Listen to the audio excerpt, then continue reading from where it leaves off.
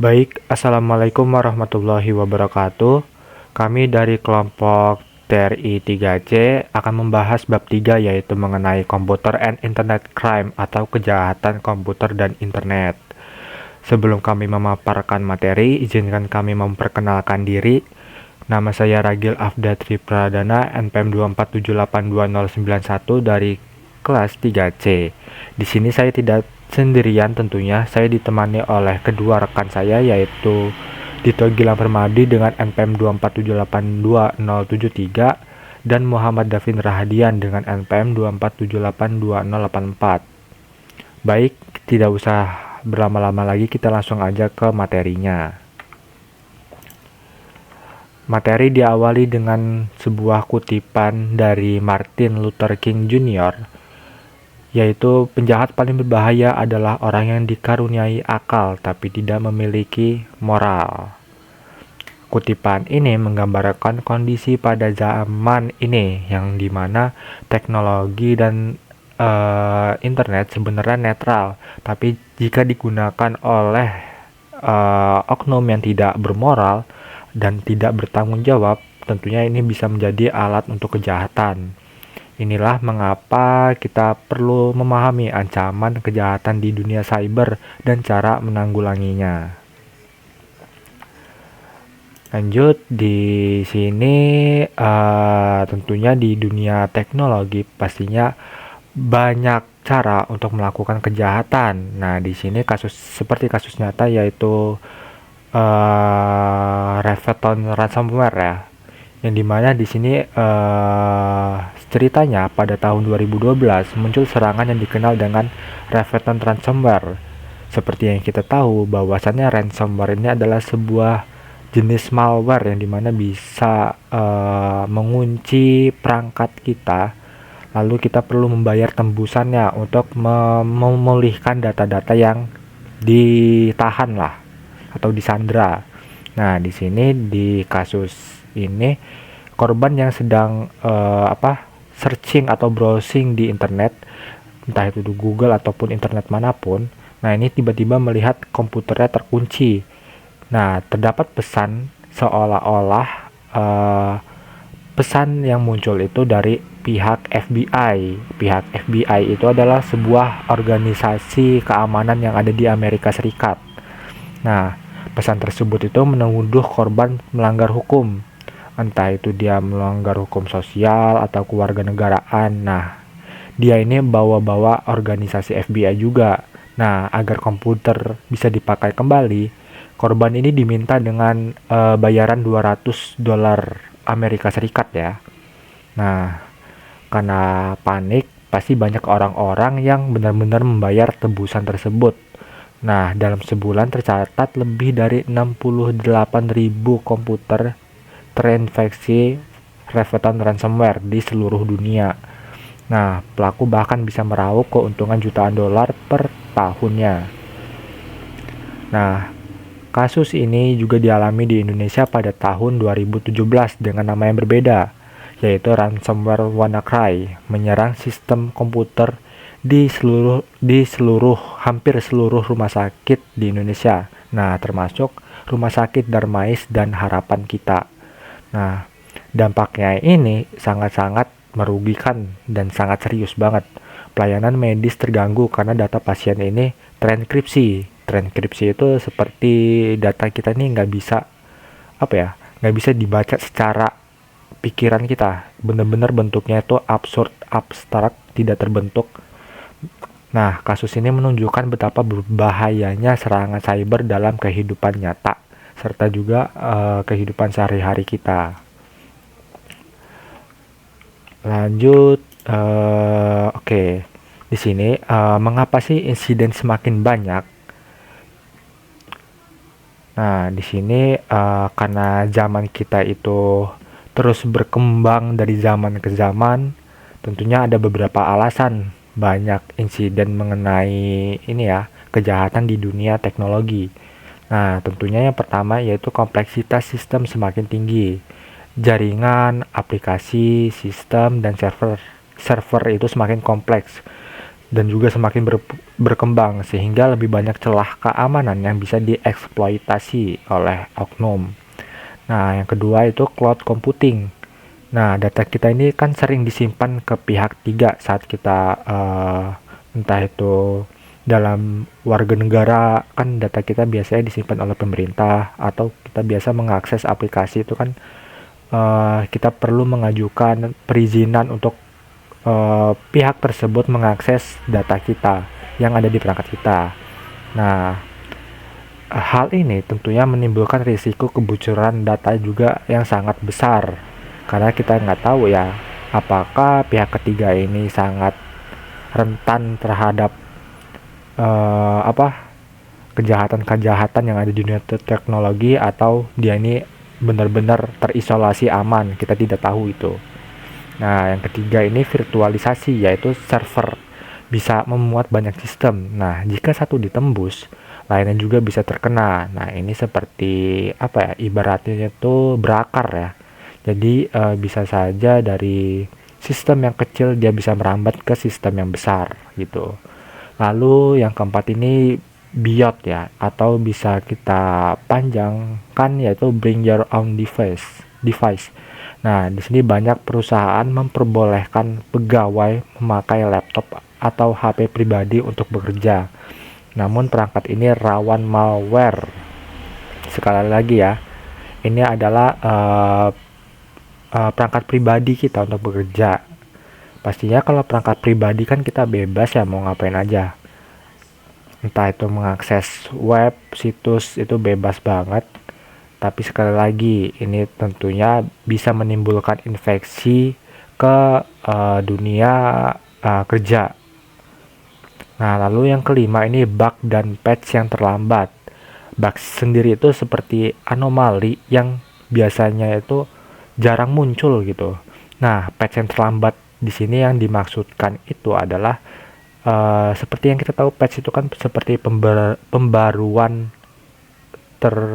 berskala ya. Nah, jika skala ini sangat jauh atau jarang banget diupdate, tentunya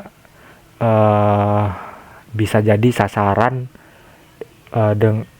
hacker ya, sasaran hacker. Nah, selanjutnya zero day attack yang keenam ya nih ya. Serangannya memanfaatkan celah sebelum diketahui pembuat software. Nah, ini sangat membahaya. Jadi penjahat ini benar-benar bertindak dalam kesunyian ya. Nah, contoh nyata di Indonesia adalah kebocoran data EKTP dan data pelanggaran operator seluler. Itu semua akibat sistem yang kurang aman dan lemahnya perlindungan data di Indonesia. Baik, kita lanjut ke slide selanjutnya, yaitu jenis eksploitasi. Nah, jenis-jenis serangan komputer yang umum terjadi ini ada banyak sekali ya sebenarnya. Nggak cuma yang terpampang di presentasi ini. Nah, jadi di sini saya memaparkan yang pertama itu virus ya, virus worm atau Trojan horse. Ya, yang dimana ini kalau virus itu menempel di file, jadi dia ini benar-benar terselip ke isi konten dalam file tersebut, yang mana dia ini bisa merusak dokumen ataupun sistem. Lalu yang kedua ini worm, menyebar otomatis lewat jaringan ya, lewat internet ya, tanpa campur tangan pengguna. Lalu yang ketiga ini Trojan. Nah, dia ini menyamar sebagai program biasa, program normal, benar-benar normal. Kalau kita secara lihat nih ya, dengan visual kita, dia ini benar-benar biasa, tapi bisa aja dalamnya itu disisipi dengan komponen-komponen yang sangat berbahaya. Lalu yang kedua di sini jenis eksploitasi yaitu spam email dan malware. Seperti yang saya bilang tadi, malware ini seperti software yang sangat berbahaya banget. Jadi bisa mengunci perangkat kita, lalu data kita tuh diambil, lalu disandra, lalu kita diminta tembusan juga gitu untuk memulihkan data yang disandra tadi. Nah, kalau spam itu seperti seperti yang kita tahu lah, pesan-pesan yang terus-menerus datang, masalah. Nah, yang memenuhi kontak masuk kita, kotak masuk. Nah, pesannya itu sering juga berisi malware. Nah, selanjutnya yaitu DDoS attack. Nah, di sini dia ini sangat merepotkan ya, dimana dia ini membanjiri server dengan trafik palsu hingga layanan ini benar-benar tumbang atau lumpuh. Nah, contohnya itu bisa kita lihat di KPU ya, saat kita pemilihan pemilu itu. KPU itu pernah diserang DDoS saat pemilu. Nah, lalu rootkit. Rootkit ini memberi akses tersembunyi pada peretas ya. Jadi, ya ini saya bilang tadi bahwa penjahat ini bergerak dalam kesunyian gitu. Jadi sulit banget untuk dideteksi. Lalu yang terakhir phishing. Nah, ini sudah banyak banget di lingkungan kita ya. Misalnya penipuan lewat email, SMS palsu, misalnya undian berhadiah nih. Contohnya anak muda sekarang itu banyak banget tergiur dengan dana ya, dana gratis. Biasanya itu ada link yang dimana kalau kita pencet di situ disuruh masukin nomor telepon, lalu nanti masukin PIN. Padahal kan kita kalau kita pikir secara logika, kita nggak perlu dong masukin PIN, ya kan?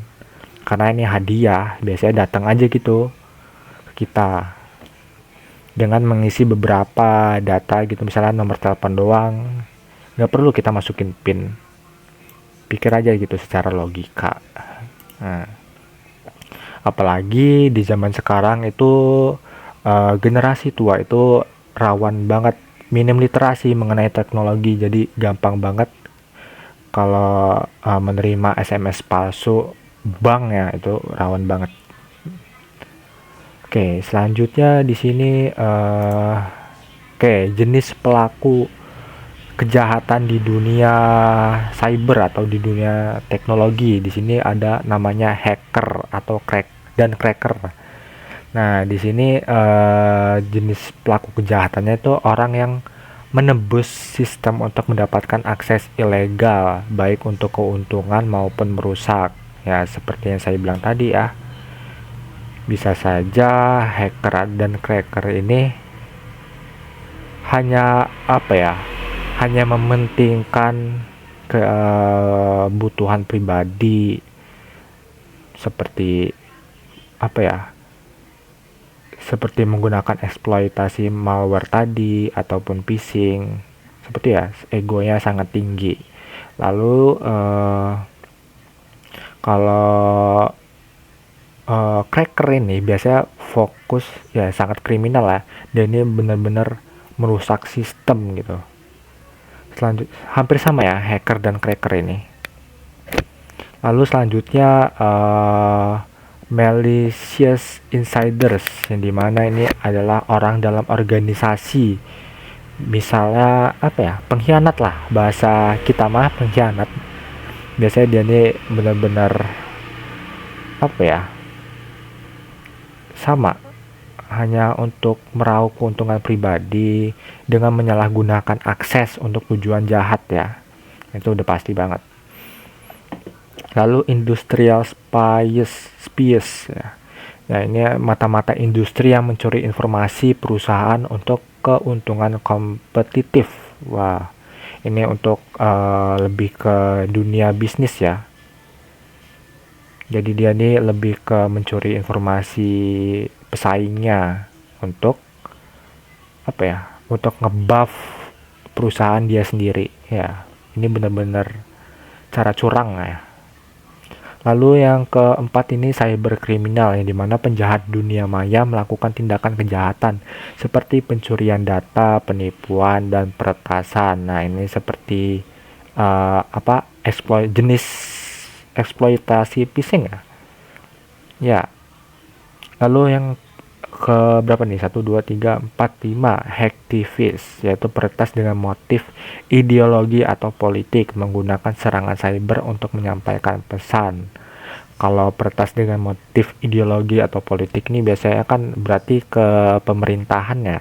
Seperti yang kita tahu kalau di Indonesia itu hacker terkenal itu yang pernah meretas Kominfo. Nah, itu biasanya Bjorka tuh. Dia kan peretas dalam dunia politis. Dia membocorkan beberapa uh, rumor atau informasi nyata, saya juga nggak tahu. Nah, dengan yang berkaitan dengan dunia politik tentunya.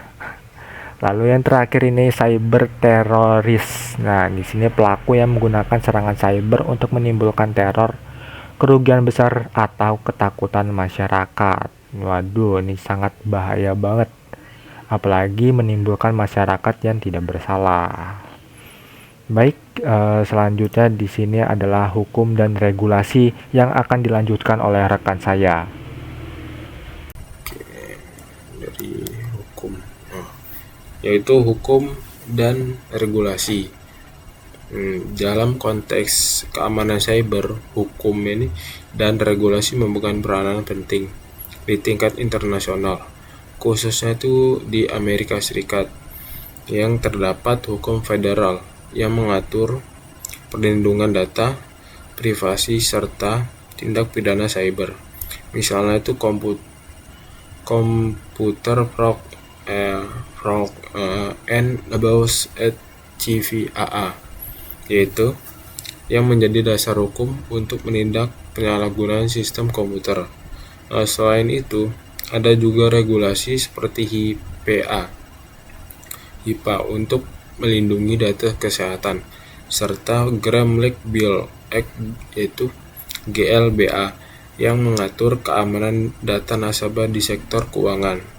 Nah, di Indonesia, regulasi juga semakin berkembang, seperti ada UU ITE yaitu mengatur perbuatan melawan hukum di ruang digital, termasuk akses ilegal, pencurian data, dan penyebaran konten berbahaya. Terus ada UU PDP yaitu melindungi data pribadi masyarakat yang baru disahkan pada tahun 2022, menjadi tonggak sejarah dan perlindungan data pribadi masyarakat Indonesia.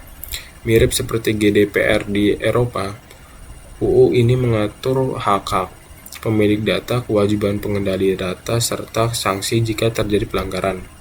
Nah, terus ada BSSN, yaitu menjaga keamanan cyber nasional, memiliki mandat khusus sebagai lembaga negara yang bertanggung jawab menjaga keamanan ruang cyber nasional, termasuk standar keamanan infrastruktur kritis. Terus ada di sektor keuangan itu ada OJK dan Bank Indonesia, yaitu mengawasi keamanan transaksi digital, yaitu menerbitkan aturan terkait keamanan data transaksi, terutama untuk perbankan digital dan fintech. Regulasi ini memastikan kepercayaan publik terhadap sistem keuangan tetap terjaga. Dengan adanya hukum dan aturan ini, organisasi memiliki landasan legal dalam mengelola keamanan informasi serta melindungi masyarakat dari potensi kerugian akibat serangan cyber. Oke, selanjutnya itu ada trustworthy computing, yaitu seperti security, privasi, reliability, integrity.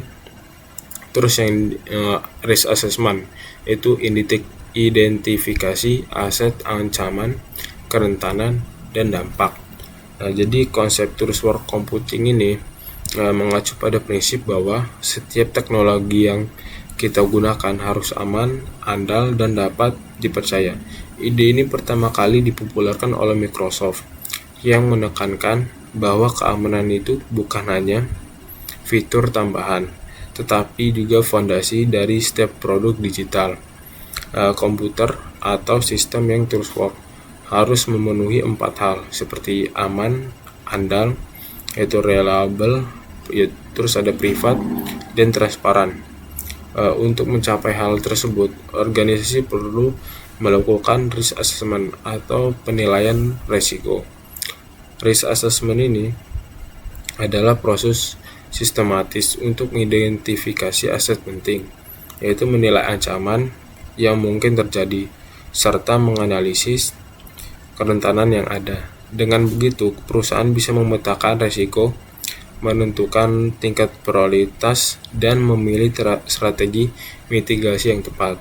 Yaitu misalnya sebuah bank itu harus menilai risiko serangan phishing terhadap nasabahnya.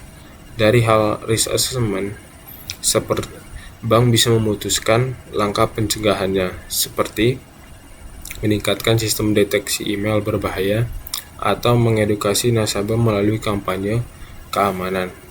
Nah, terus ada kebijakan dan edukasi pegawai, seperti security policy itu akses password, perlindungan data.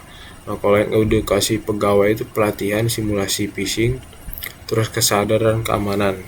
Nah, jadi kebijakan keamanan informasi ini, security policy ini adalah dokumen resmi yang berisi aturan, standar, dan prosedur yang harus dipatuhi semua anggota organisasi.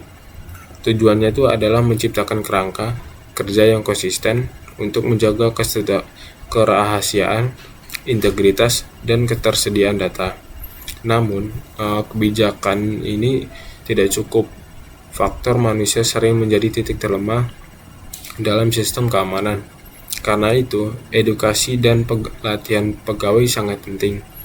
Pegawai harus dibekali pemahaman mengenai ancaman cyber seperti phishing, social engineering, atau malware. Terus serta bagaimana cara mencegahnya. Contohnya itu banyak kasus kebocoran data, bukan karena sistemnya lemah, tetapi karena ada karyawan yang tanpa sadar mengklik tautan berbahaya atau memberikan kredensial login ke pihak yang tidak berwenang.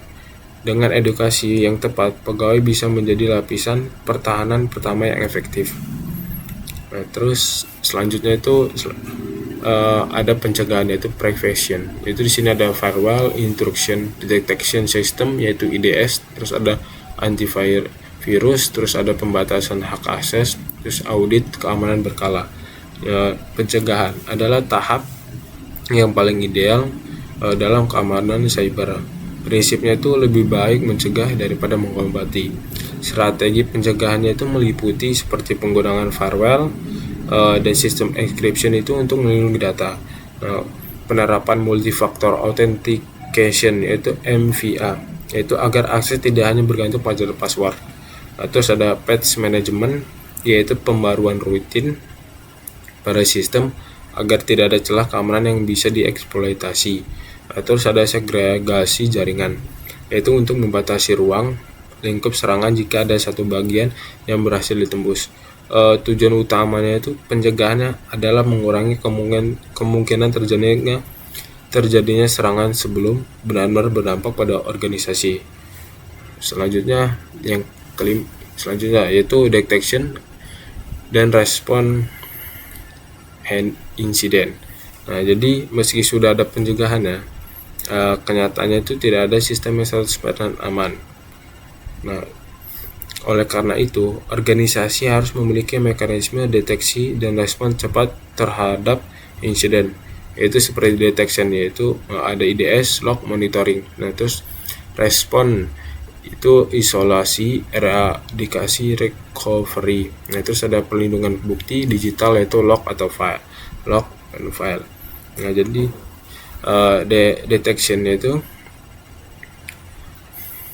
menggunakan sistem monitoring seperti intrusion detection system, yaitu IDS, atau security information and event management, yaitu SIEM. Ya, untuk mendeteksi aktivitas abnormal, misalnya login mencurigakan dari lokasi yang tidak biasa. Terus kalau responnya itu setelah ancaman terdeteksi, organisasi harus segera mengambil langkah responsif, misalnya memutus akses pengguna yang terindikasi terinfeksi, atau menutup jalur komunikasi yang digunakan oleh peretas. Nah, terus ada incident handling, yaitu ini adalah proses penyeluruh yang mencakup analisis insiden, penanganan, pemulihan sistem, hingga pelaporan. Tujuannya itu bukan hanya mengatasi masalah, tetapi juga belajar dari insiden tersebut agar tidak terulang lagi. Contohnya nyatanya itu adalah ketika sebuah e-commerce besar mengalami kebocoran data. Tim keamanan harus bergerak cepat mendeteksi celah yang digunakan, menutup akses, memberitahu pengguna yang berdampak, dan memperbaiki sistem. Ya, jadi jika kita rangkai dari hukum, terus sport, kebijakan, dan pencegahan sampai deteksi ini, jika kita rangkai semua poin tadi, terlihat jelas bahwa keamanan cyber itu bukan hanya soal teknologi, tetapi juga hukum, kebijakan, dan manusia. Dari regulasi yang memberikan landasan hukum, terus konsep transport computing yang membangun kepercayaan, risk assessment untuk memetakan ancaman, kebijakan keamanan, serta edukasi pegawai, strategi pencegahan hingga deteksi dan penanganan insiden, semua itu membentuk siklus keamanan cyber yang utuh. Dengan pemahaman ini, organisasi dapat menciptakan sistem digital yang lebih aman, melindungi data pribadi masyarakat, serta menjaga kepercayaan publik di era transformasi digital yang semakin pesat. Oke. Setelah teman saya tadi, yang pertama kita akan membahas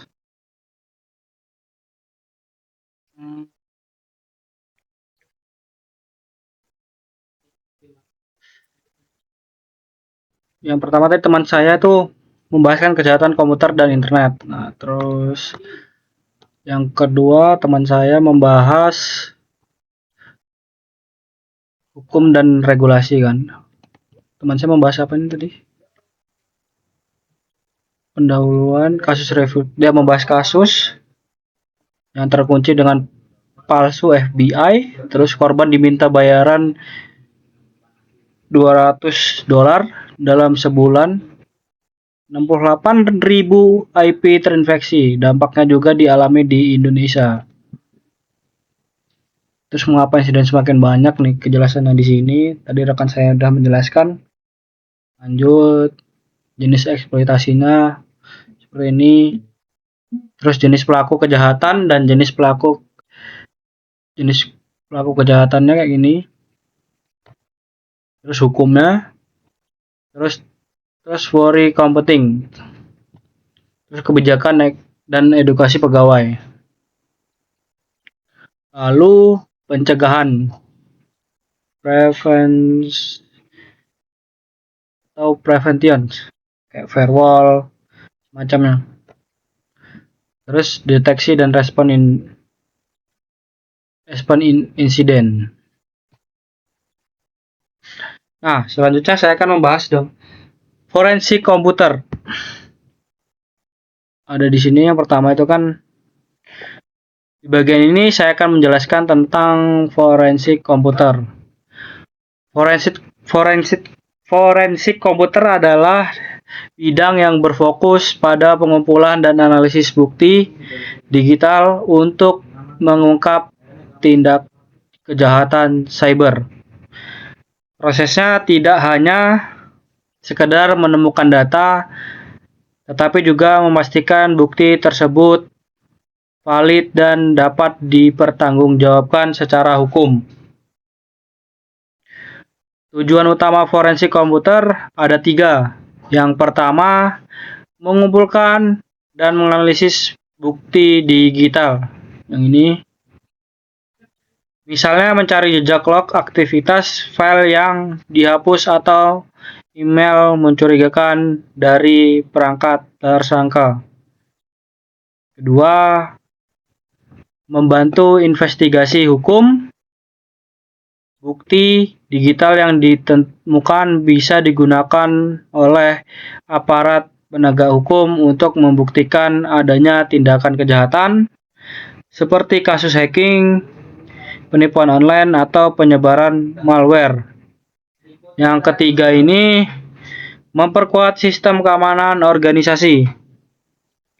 Dari hasil forensik, kita bisa tahu bagaimana sistem diserang, lalu memperbaiki celah keamanan agar serangan serupa tidak terjadi lagi. Jadi bisa kita simpulkan bahwa forensik komputer berperan penting dalam dunia siber, bukan hanya untuk mengusut kejahatan tetapi juga mencegah di masa depan. Coba kita lihat kasus di Amerika, apakah ada kasus, kita cari di sini, apakah ada kasus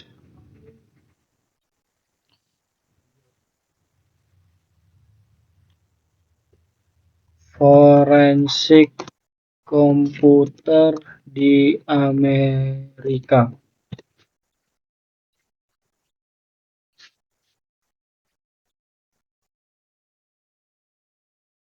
Contohnya, coba kita cari contohnya. Contohnya.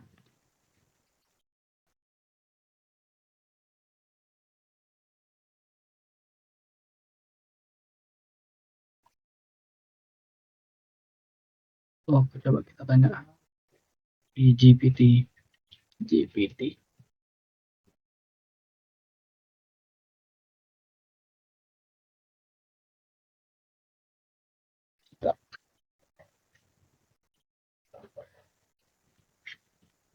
Contoh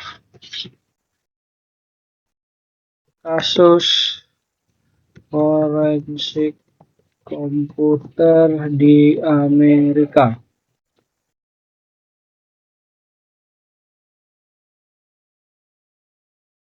Nah, di sini juga dijelaskan ini di Amerika itu ada kasus Enron 2001 dan 2002. Latar belakang Enron, sebuah perusahaan energi besar di AS, runtuh karena praktik akuntansi curang. Peran forensik komputer atau tim forensik digital digunakan untuk menyelidiki email, file akuntansi, dan dokumen digital yang sudah dihapus atau dimanipulasi. Hasil data digital membuktikan adanya manipulasi laporan keuangan. Banyak eksekutif dihukum dan kasus ini memicu lahirnya Sarbanes-Oxley Act di 2002 tentang transparansi keuangan. Terus kasus yang kedua nih kasus BTK Killer di Dennis Rader di tahun 2005. Latar belakangnya seorang pembunuh berantai yang aktif sejak 1970-an, dikenal dengan julukannya Bin atau Torture Kill atau BTK. Terus peran forensik komputer ini, polisi menemukan disket atau floppy disk yang dikirim Raider. Dengan analisis metadata terungkap bahwa file berasal dari komputer di gereja lokal dan username-nya Dennis. Terus hasilnya tuh bukti digital ini jadi kunci penangkapan Raider yang akan dihukum penjara seumur hidup. Coba kita cari di Indonesia. Apakah ada juga di Indonesia? Indonesia.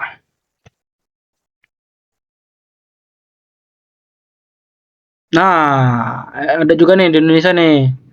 Yang pertama tuh kasus korupsi EKTP dari tahun 2011 sampai 2017. Ini cukup lama. Latar belakangnya proyek KTP elektronik bernilai triliunan rupiah terbukti dikorupsi oleh sejumlah penjabat. Peran forensik komputer, penyidik KPK menggunakan analisis forensik digital pada dokumen, email, dan rekaman komunikasi untuk mengungkapkan aliran dana dan manipulasi kontrak. Hasilnya sejumlah pejabat tinggi dihukum termasuk Setia Novanto. Terus yang kedua nih kasus Saracen atau penyebar hoax di tahun 2017 juga. Latar belakang, grup Saracen dituduh membuat dan menyebarkan konten hoax serta ujaran kebencian berbayar. Ini peran forensik komputernya. Tim Cybercrime Polri melakukan forensik pada akun media sosial, server, dan perangkat komputer untuk melacak jaringan serta penyandang dana. Hasilnya beberapa anggota Sarkin ditangkap dan diproses hukum. Ini kasusnya banyak. Nah, ini juga yang baru viral kemarin yang katanya ketangkap, itu benar atau tidak ya kita lihat nanti itu benar Bejorka atau Biorka. Selanjutnya kita pindah ke slide.